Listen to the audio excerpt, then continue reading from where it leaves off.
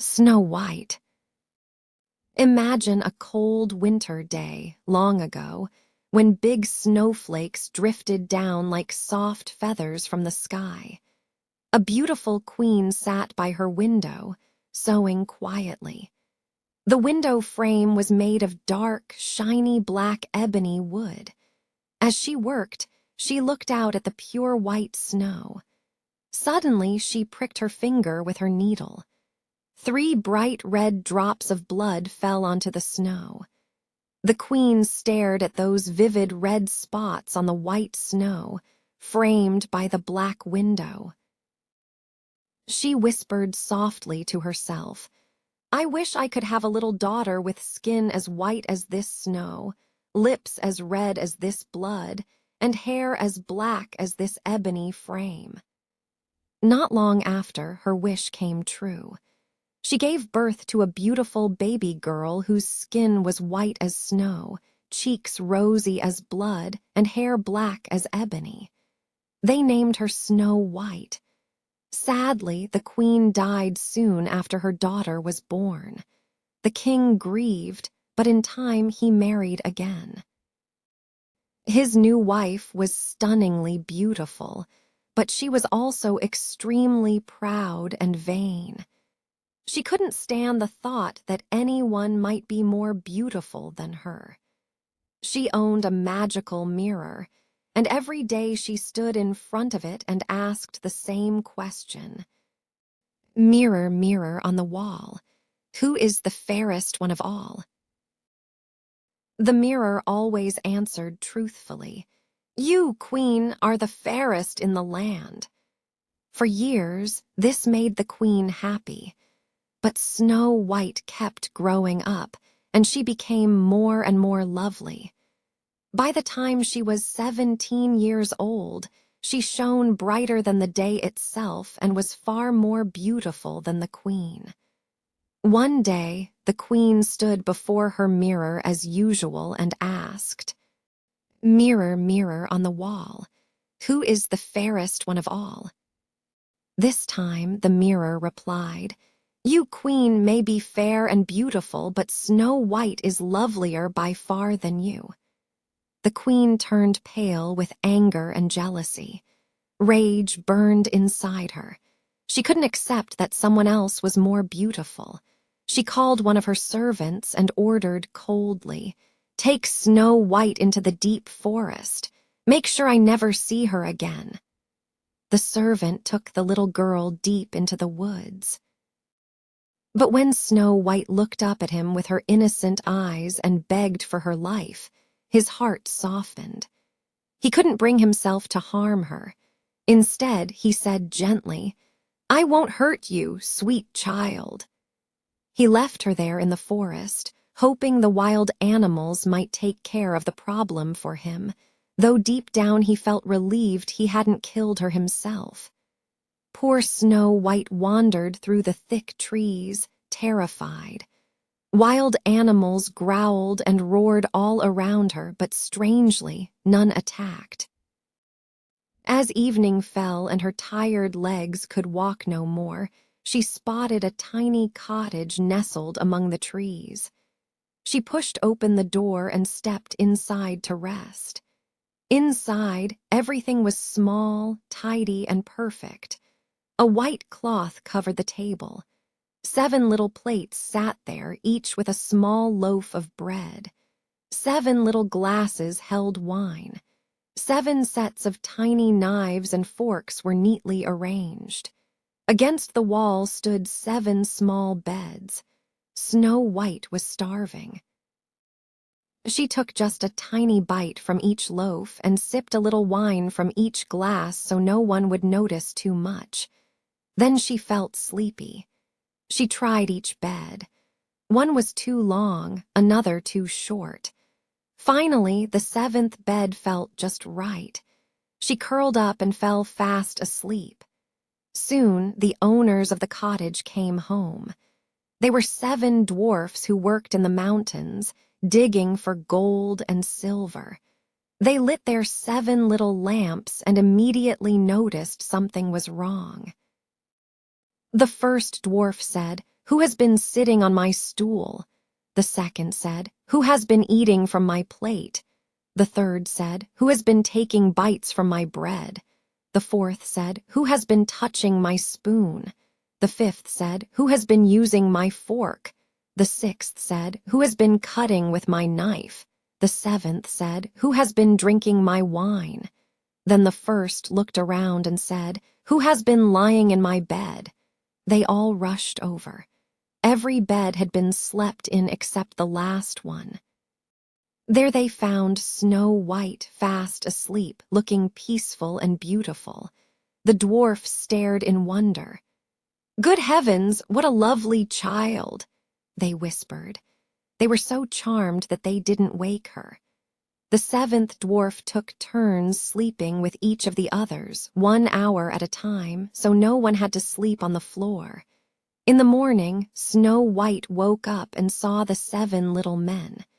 She told them her whole sad story, how her stepmother wanted her dead and how the huntsman had spared her. The dwarfs felt sorry for her. They said, "If you will stay with us, keep our house clean, cook our meals, wash our clothes, knit and spin, you can live here safely. We'll protect you." Snow White happily agreed. Every morning the dwarfs went off to mine in the mountains. Before leaving, they always warned her, "Be careful. Your stepmother will find out where you are. Don't let anyone inside while we're gone." Back at the palace, the queen thought Snow White was dead. Confident once more, she stood before her mirror and asked, "Mirror, mirror on the wall, who is the fairest one of all?" The mirror answered, "You, queen, are the fairest in this land, but over the hills in the green forest shade, where 7 dwarfs have made their home, Snow White is hiding, and she is lovelier far, O queen, than thee." The queen shook with fury. She knew the mirror never lied. The huntsman had tricked her. She couldn't stand it.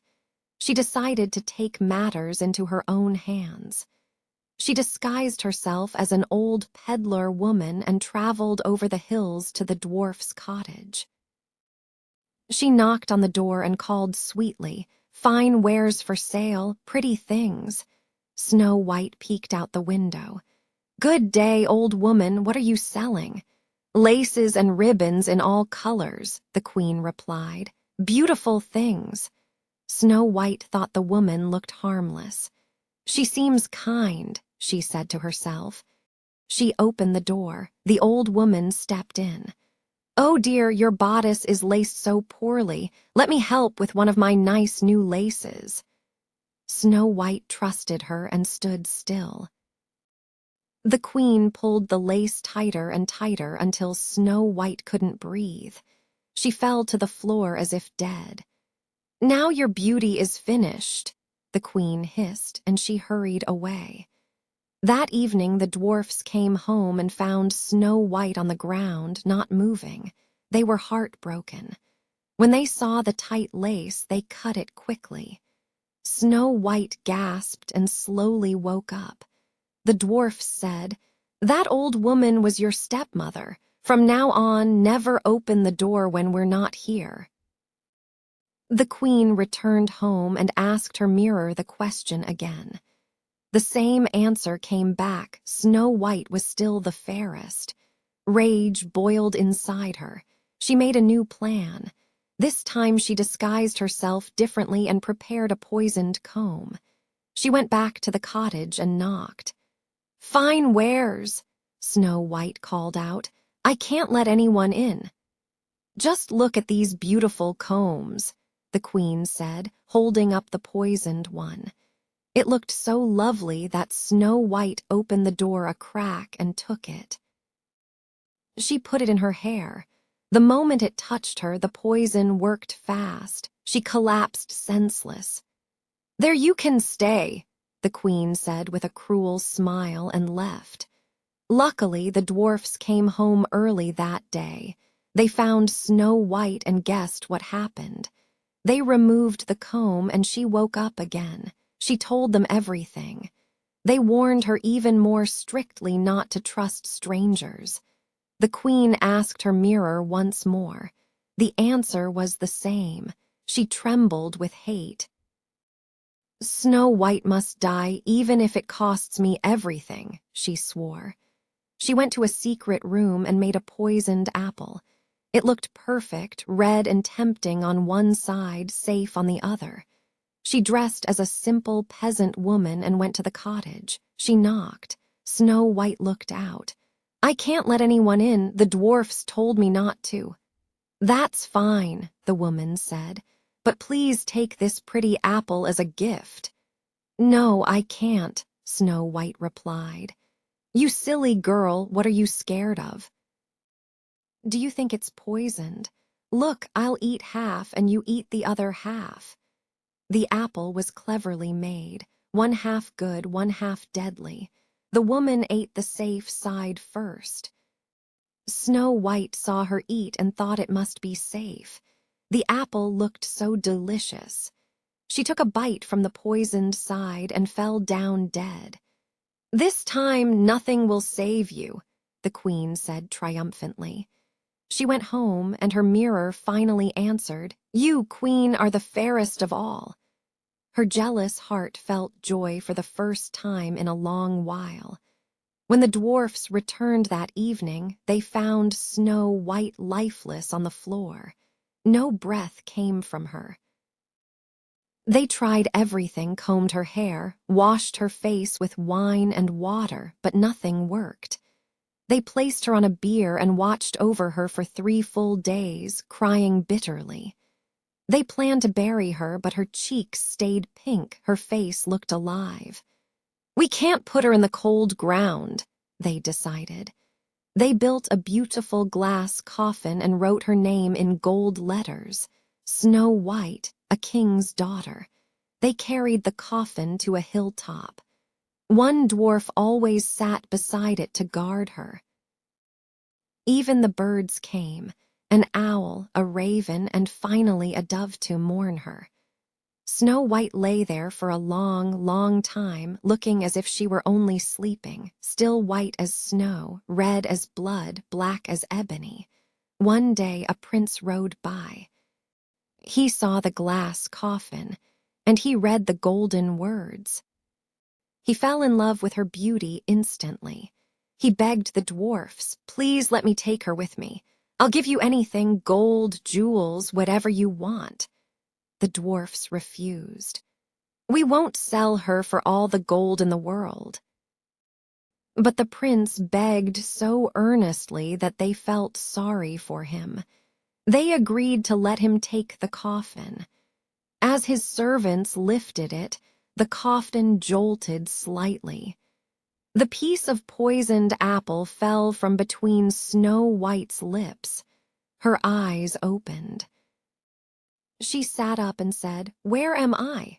The prince smiled gently. You're safe with me now. He explained everything that had happened. Then he said, I love you more than anything in the world. Come with me to my father's palace. Be my wife. Snow White agreed. They traveled together, and soon a grand wedding was planned. The old queen, Snow White's stepmother, was invited among the guests. As she dressed in her finest clothes, she asked her mirror one last time, Mirror, mirror on the wall, who is the fairest one of all? The mirror answered, You, lady, may be lovely here, but the new queen is far more beautiful, my dear. Fury and shock hit her like a storm. She had to see this new queen for herself. When she arrived and realized it was Snow White alive, she choked with rage. Her heart gave out, and she fell dead on the spot. Snow White and her prince lived happily together, ruling the land with kindness for many, many years. If you enjoyed this story, please like the video and subscribe to Tales and Stories in English for more. I'll see you in the next video. Happy learning!